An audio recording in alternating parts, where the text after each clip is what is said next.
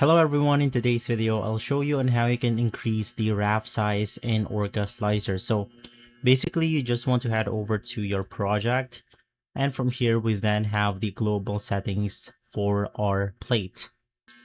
The first thing that you want to look for is the support category. Basically this is where we can see the raft option. So you want to increase your raft layers, and then we can increase the raft size by simply increasing the layer altogether. So you can also increase the raft contact Z distance if you want to, but in my case I'm going to be choosing something like 3 layers, and for this one let's apply 0.28 millimeters for the contact Z distance.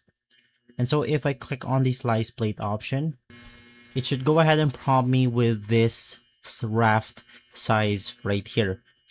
So once again, let's simply increase this into something like 6 layers.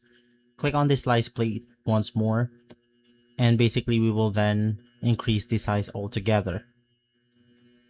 And so guys, if this video has been helpful, leave a like, subscribe, and follow us for more videos like this. Thanks for watching.